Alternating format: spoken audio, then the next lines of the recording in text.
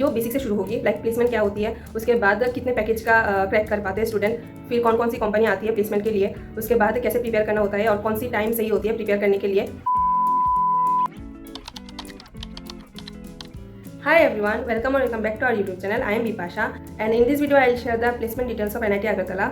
So before starting this video, if you are new in this channel, do subscribe my channel so in future you never miss out any of my videos. So let's dive into the video. तो चलिए शुरू करते हैं। तो ये video basic से शुरू होगी, लाइक प्लेसमेंट क्या होती है, उसके बाद कितने पैकेज का क्रैक कर पाते हैं स्टूडेंट, फिर कौन कौन सी कंपनी आती है प्लेसमेंट के लिए, उसके बाद कैसे प्रिपेयर करना होता है और कौन सी टाइम सही होती है प्लेसमेंट प्रिपरेशन के लिए, फिर उसके बाद आती है कितने पैकेज का हाईएस्ट जाता है प्लेसमेंट में। तो चलिए शुरू करते हैं। तो फर्स्ट जो क्वेश्चन आती है, व्हाट इज़ प्लेसमेंट। तो प्लेसमेंट क्या होती है, हम इंजीनियरिंग की जो 4 साल की कोर्स सिलेक्ट करते हैं उसमें 3 साल हम पढ़ाई में देते हैं। उसके साथ हमारी जो कॉलेज होती है NIT या फिर IIT या फिर कोई भी प्राइवेट कॉलेज, वो 4 साल कंप्लीट करने के बाद हमारे जो फ्यूचर है उसको सिक्योर करने के लिए कुछ जॉब प्राइवेट या गवर्नमेंट कंपनी से लेके आते हैं अपॉर्चुनिटी। और वो अपॉर्चुनिटी जॉब भी हो सकती है या फिर इंटर्नशिप भी हो सकती है, वो डिपेंड करता है वो कंपनी के ऊपर, वो तुमको क्या प्रोवाइड करेंगे। वो तुम्हारी कॉलेज के कोऑर्डिनेटर लेके आते हैं तुम्हारे लिए, मतलब कॉलेज के स्टूडेंट के लिए, फाइनल ईयर कॉलेज के स्टूडेंट के लिए। और अगर तुम ये अपॉर्चुनिटी क्रैक कर लेते हो तो उसके बाद 4 साल की जो ग्रेजुएशन डिग्री कंप्लीट करने के बाद तुमको पर्टिकुलर कंपनी में ज्वाइन कर सकते हो एज ए ट्रेनी। सो ये है प्लेसमेंट। और ये सेम प्रोसीड्यूर हमारी कॉलेज NIT अगरतला में भी फॉलो की जाती है। हमारी कॉलेज NIT अगरतला में 9 से भी ज़्यादा ब्रांचेस है और ये एक प्लेसमेंट कोऑर्डिनेटर के जो मदद करते हैं वो है हर एक ब्रांच के TNP, मतलब ट्रेनी एंड प्लेसमेंट कोऑर्डिनेटर, जो हर ब्रांच से 2 या 3 सिलेक्ट करते हैं और वो सारे बच्चों को हेल्प करते हैं ये प्लेसमेंट में पार्टिसिपेट करने में। और वो लोग उससे भी हटके कुछ रिज्यूमे वगैरह बनाने में भी मदद कर देते हैं और प्रेफरेंस लेके आते हैं कि कैसे क्या करना है। तो ये तो है प्लेसमेंट ड्राइव कौन कंडक्ट करता है। तो प्लेसमेंट ड्राइव में जो लोग सबसे ज़्यादा कंपनी से अपॉर्चुनिटी लाने में एक्टिव होते हैं वो है प्लेसमेंट कोऑर्डिनेटर एंड TNP हर एक ब्रांच के। उसके बाद आती है कब ये प्लेसमेंट स्टार्ट होती है। प्लेसमेंट स्टार्ट होती है 4th ईयर में, मतलब तुम्हारी कॉलेज के लास्ट ईयर में, 7th एंड 8th सेमेस्टर में। तो तब से तुम्हारे प्लेसमेंट ड्राइव शुरू होते हैं और उसके 2-3 महीने पहले से TNP वगैरह तुम लोगों को इन्फॉर्म कर देते हैं कि तुमको क्या करना है, कैसे करना है, या फिर CV वगैरह कैसे बनानी है। फिर आते हैं प्रिपरेशन कब से स्टार्ट करनी है। वैसे जो पढ़ाकू बच्चे होते हैं उन लोगों का तो शुरू से ही गोल क्लियर होता है कि उन लोगों को क्या करना है, लाइक किसको IT कंपनी पे जाना है, किसको कोर कंपनी पे जाना है, या फिर कौन गवर्नमेंट पे जाना चाहता है, या फिर कौन गेट क्लियर करना चाहता है। तो वो तो हो गए जो स्मार्ट मीन्स ब्रिलियंट बच्चे होते हैं, उन लोगों की बात जो फर्स्ट ईयर से प्रिपरेशन स्टार्ट करते हैं और जो लोग पहले से सोचते हैं कि कौन सी कंपनी जाना है, क्रैक करना है वगैरह वगैरह। और उसके बाद आते हैं एवरेज स्टूडेंट लाइक मी। उन लोगों का गोल कुछ क्लियर नहीं होता, वो लोग समय के साथ गो विद द फ्लो में खुद को लेके जाते हैं, जैसा चल रहा है उसी दिशा में चलते रहते हैं। तो ये मुझ जैसे बच्चों के लिए। So those are brilliant student, those are extremely brilliant and highly talented student. वो लोग फर्स्ट ईयर से ही शुरू कर देते हैं प्रिपरेशन वगैरह। उन लोगों का गोल क्लियर होता है कि उनको ऐसे गूगल में जाना है, फेसबुक पे जाना है, माइक्रोसॉफ्ट पे जाना है। और बाकी जो बच्चे होते हैं नॉर्मल कैटेगरी के बच्चे, तो वो लोग प्रिपरेशन स्टार्ट करते हैं 2 महीने पहले से 4th ईयर के, लाइक 3rd ईयर के जो लास्ट सेमेस्टर तुम दे चुके होते हो 6 सेमेस्टर, उसके बाद 2 महीने का तुम लोगों का समर वेकेशन होता है। तुम लोगों का मतलब हम सबका समर वेकेशन मिलता था। तो वो 2 महीने में सारे स्टूडेंट जिसको IT में जाना है वो लोग कोडिंग वगैरह लाइक C++, जावा, फिर ऑब्जेक्ट ओरिएंटेड प्रोग्रामिंग, फिर पाइथन, DBMS, MySQL सारे उसमें जाते हैं, उसको लेके देखते हैं, मतलब उसमें अपना बेस्ट लगाते हैं एफर्ट और रिज्यूमे बनाते हैं अच्छे से। इसमें वो लोग 2-3 प्रोजेक्ट कर लेते हैं ताकि रिज्यूमे डाल सके कि उन लोगों ने इतने प्रोजेक्ट किए हैं ये लैंग्वेज के ऊपर, एंड उन लोगों को ये सारी चीज़ें आती हैं। एंड जो लोग कोर के बच्चे होते हैं like electrical, civil and mechanical, तो वो लोग ONGC वगैरह में इंटर्नशिप या फिर कोई भी ट्रेनिंग करने के लिए ढूंढते हैं ताकि वो लोग रिज्यूमे में डाल सके। उन लोगों ने इंटर्नशिप ONGC या फिर IOCL से की रखी है, तो आने वाले प्लेसमेंट पे ये बहुत मदद करती है उन लोगों को कि जब इंटरव्यू देते हैं कोई भी कोर कंपनी पे तो एक रेफरेंस मिलता है कि ये बच्चा पहले से कोई भी कंपनी में ट्रेनिंग करके आ चुका है। और इसके हट के जो लोग कोर के बच्चे होते हैं वो लोग मेन फोकस करते हैं पावर सिस्टम, इलेक्ट्रिकल मशीन और इलेक्ट्रॉनिक्स पे। फिर नेक्स्ट स्टेप आती है जो कंपनी आती है वो कौन सी टायर की होती है, लाइक कौन सी कैटेगरी की कंपनी आती है। हमारी टाइम पे प्लेसमेंट में जो कंपनी आते थे 3 कैटेगरी में डिवाइड करके रखे थे। एक है नॉर्मल टायर, दूसरा है ड्रीम टायर एंड तीसरा है सुपर ड्रीम टायर। तो नॉर्मल टायर में पैकेज 5 लाख से जो कम होते थे वो उसमें जाते थे, और ड्रीम टायर में 5 या 6 लाख से 10 लाख तक जाते थे, और सुपर ड्रीम जो होते थे वो 10 लाख के ऊपर और 20-22 लाख तक ही जा पाते थे। और उससे भी ज़्यादा LPA की कंपनी आती थी, पर वो बहुत गिने चुने बच्चे क्रैक कर पाते थे। और कभी कभार ऐसा भी होता था, सुपर ड्रीम कंपनी जो है वो पैकेज के बेसिस पे नहीं, उसकी कंपनी के रेपुटेशन के बेसिस पे आया करता था। लाइक बॉश, उसका पैकेज था 8.5 लाख के आसपास, पर ये सुपर ड्रीम में जाता था। तो कभी कभार पैकेज के ऊपर सुपर ड्रीम या ड्रीम डिपेंड नहीं करते थे। और जो नॉर्मल टायर की कंपनी आती थी उसमें अगर तुम सिलेक्ट होते हो तो तुम super dream and dream company के लिए फर्दर बैठ सकते हो एग्ज़ाम देने के लिए। पर तुम अगर सुपर ड्रीम या ड्रीम में से कोई भी इंटरव्यू क्रैक कर लेते हो, उसके बाद तुम कोई भी प्लेसमेंट की एग्ज़ाम पे बैठ नहीं सकते। ये थी रूल।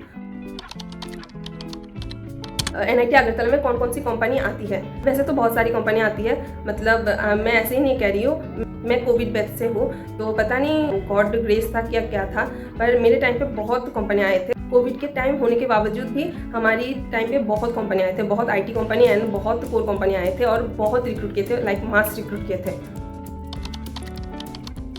तो मेन जो कंपनी आती है गूगल, माइक्रोसॉफ्ट, फिर Deloitte, Capgemini, Byju's and Infosys, Oracle, Amdocs etcetera etcetera. और उसके बाद जो कोर में आते हैं वो है वेदांता, फिर Hitachi, Schneider, Siemens, then LNT, then आती है Jindal private limited, then Tata, फिर बॉश, ये सारे आते हैं। तो ये सारे जो मैंने नाम कहिए सारे ड्रीम या फिर सुपर ड्रीम कंपनी में इंक्लूड होते हैं। तो ये सारी कंपनी मैं अपनी टाइम की रेफरेंस से लिया हूँ, लाइक मेरे टाइम पे जो जो कंपनी आए थे उसकी बेसिस पे आप लोगों के साथ शेयर डिटेल्स कर रही हूँ। और इस बार अगर कोई नया कंपनी भी ऐड हो सकते हैं, मेरे को इतना ख्याल नहीं है। तो नॉर्मल टायर में जो आते हैं वो है बायजूस एंड इन्फोसिस। अब बायजूस और इन्फोसिस नॉर्मल टायर में क्यों है? क्योंकि बायजूस एंड इन्फोसिस का जो पैकेज 6 लाख से कम आती थी वो जाते थे नॉर्मल टायर में। और उसके साथ कुछ एडुटेक कंपनी, फिर एकेड क्राफ्ट एंड कुछ जो वर्क फ्रॉम होम की अपॉर्चुनिटी लाते थे वो थे नॉर्मल टायर में चले जाते थे, क्योंकि उसका पैकेज 3 से 4 लाख ही होता था मैक्सिमम। मतलब मुझे जैसा लगा कि कितने % लोग रिक्रूट हुए थे। तो अब आते हैं पैकेज में, मतलब कितने % बच्चे कौन सी पैकेज में जाते हैं। लाइक नॉर्मल पैकेज जो होती है वो होती है 2.5 से लेके 4 LPA तक। तो इसमें जो होते हैं 100 में से 15% बच्चे जा पाते हैं।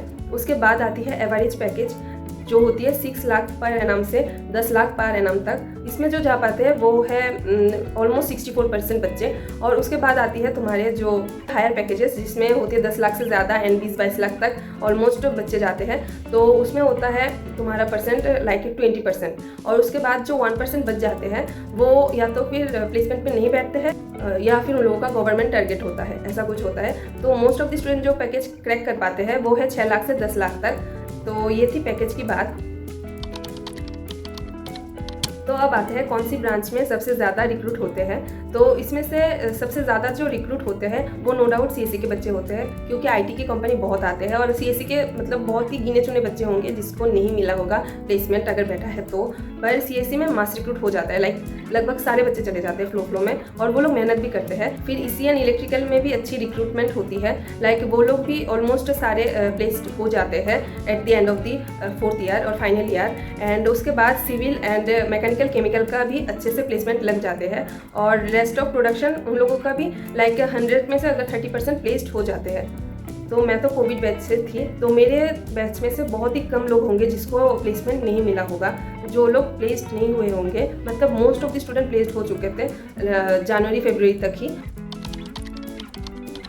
और ये प्लेसमेंट अब कब तक चलती है? ये 3rd ईयर की लास्ट से शुरू होती है, मतलब 4th ईयर की शुरुआत में शुरू होती है। और 4th ईयर ख़त्म होने के बाद, मतलब फाइनल ईयर ख़त्म होने के बाद भी 3-4 महीने तक चलता है। लाइक तुम अगर तुम्हारी सेमेस्टर ख़त्म होती है मई या अप्रैल में, उसके बाद भी जून, जुलाई, अक्टूबर, नवंबर, दिसंबर तक तुम्हारे लिए कोऑर्डिनेटर कोशिश करता है कि कुछ ना कुछ अपॉर्चुनिटी लेके आए और तुमको कैसे भी प्लेस्ड कर दे। तो काफ़ी मदद करता है कोऑर्डिनेटर, मतलब कोई एक भी बच्चा कॉलेज से ना छूटे अनप्लेस्ड होके, जो लोग प्लेसमेंट ड्राइव में बैठे हैं। और प्लेसमेंट ड्राइव में कुछ रूल भी होते हैं, लाइक तुमको अगर प्लेसमेंट पे नहीं बैठना है तो तुमको पहले डिक्लेरेशन देना होता है कि तुमको प्लेसमेंट पे नहीं बैठना, तुमको फर्दर स्टडी करना है या फिर तुमको जो भी करना हो, पर तुमको पहले डिक्लेरेशन देना पड़ेगा कि तुमको प्लेसमेंट नहीं बैठना। पर मैं ये बताऊँगी, मतलब मैं तुम लोग को ये सजेस्ट करूँगी, अगर तुमको प्लेसमेंट पे नहीं भी बैठना हो ना, फिर भी दे दो एग्ज़ाम, क्योंकि इससे ज़्यादा कुछ फ़र्क नहीं पड़ता। तुमको क्या पता बाद में ऐसा रिग्रेट हो, यार मैंने क्यों डिक्लेरेशन दिया था। तो मुझे ऐसा लगता है कि डिक्लेरेशन देना is not a good choice. मतलब मेरे साथ बहुत सारे लोग ने डिक्लेरेशन दे दी थी पहले से ही, तो बाद में जाके कुछ लोग ऐसे भी मिले जो लोग बाद में जाके रिग्रेट किए, यार क्यों डिक्लेरेशन फॉर्म सबमिट किया, तो बैठ भी नहीं सकते। तो मैं आप लोगों को सजेस्ट करूँगी कि फ्लो में पहले डिक्लेरेशन फॉर्म ना ही दे तो बेहतर है, प्लेसमेंट ड्राइव में बैठिए। ये एक नया एक्सपीरियंस हो गया आप लोगों के लिए। मेरे टाइम पे BHEL, भेल, गेल, फिर टाटा, फिर ONGC, ये सारे कंपनियां आए थे जो बहुत ही उम्दा कंपनी है। और इसमें से ONGC में 2 बच्चे सिलेक्ट हुए थे, इलेक्ट्रिकल से, और 1 मैकेनिकल से सिलेक्ट हुए थे। फिर भेल में भी इसी से 1 बच्चा सिलेक्ट हुआ था। तो मैं आप लोगों को ये सजेस्ट करूँगी कि पहले तो डिक्लेरेशन मत दीजिए, और प्लेसमेंट की जो एक्सपीरियंस है वो भी एक गो थ्रू होके जाइए, और अपने दोस्तों के साथ कनेक्टेड रहिए। और आप जिस ग्रुप के साथ घूमते हो उसमें से अगर कोई दोस्त प्लेस्ड हो चुका है तो उसको इनकरेज कीजिए एंड उससे हेल्प लीजिए, लाइक तूने कैसे किया, वो तुमको हेल्प करेगा अगर वो तुम्हारा सच्चा दोस्त है तो। और TNP के साथ भी कनेक्टेड रहिए, उससे पूछिए कि कब कौन सी कंपनी आने वाली है और कैसे प्रिपेयर करना है, और अपनी सीनियर से भी मत लीजिए। और दैट्स ऑल, ज़्यादा चिंता की कोई बात नहीं है। 4 साल में कॉलेज लाइफ अच्छे से एंजॉय करो, उसके बाद प्लेसमेंट तो छोटा मोटा चीज़ है, तुमको मिला ना मिला तुम इंजीनियर को कुछ ना कुछ ज़िंदगी में कर ही लोगे।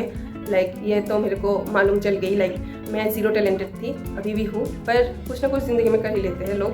तो उसके अलावा ऐसा कभी भी डिमोटिवेट नहीं होने का और डिप्रेशन में नहीं जाने का कि मेरा प्लेसमेंट नहीं हुआ है, अब मैं क्या करूँगी। तो लाइक हमेशा मोटिवेट रहने का और कोशिश करने का, लाइक मोटिवेट रह सको जितना हो सके। और अगर प्लेसमेंट नहीं होता है तो वहीं पे निराश नहीं होने का, कोशिश करते रहने का, और जनरल एप्टीट्यूड वगैरह, रीजनिंग वगैरह करते रहने का। ऑफलाइन जो कंपनी रिक्रूट करते हैं, कोर या IT कंपनी, उसमें एग्जाम देते रहने का, और कहीं ना कहीं पे तो लग ही जाएगा लाख बाई चांस। और तुम अगर NIT से हो, कोई भी NIT से हो, तुमको तो रिक्रूट कर ही लेगा। और NIT अगरतला से हो तो भी तुम रिक्रूट हो जाओगे, ऐसा कोई चिंता की बात नहीं है कि अभी मेरा रिक्रूट या फिर प्लेसमेंट नहीं हुआ तो मैं क्या करूँगी। उसके बाद भी ज़िंदगी है, MTech वगैरह कर सकते हो। So that's all from my side. I hope आपको ये वीडियो अच्छी लगी होगी। अगर आपको ये वीडियो अच्छी लगी हो तो प्लीज़ मेरे चैनल को सब्सक्राइब कर देना, इस वीडियो को लाइक एंड शेयर जरूर कर देना, एंड कमेंट में बताना आपको कैसी टॉपिक पे वीडियो चाहिए, कैसी कंटेंट चाहिए, ताकि मैं अपना कंटेंट इंप्रूव कर सकूँ और आप लोगों के लिए अच्छी कंटेंट ला सकूँ। तो बाय एंड टेक केयर।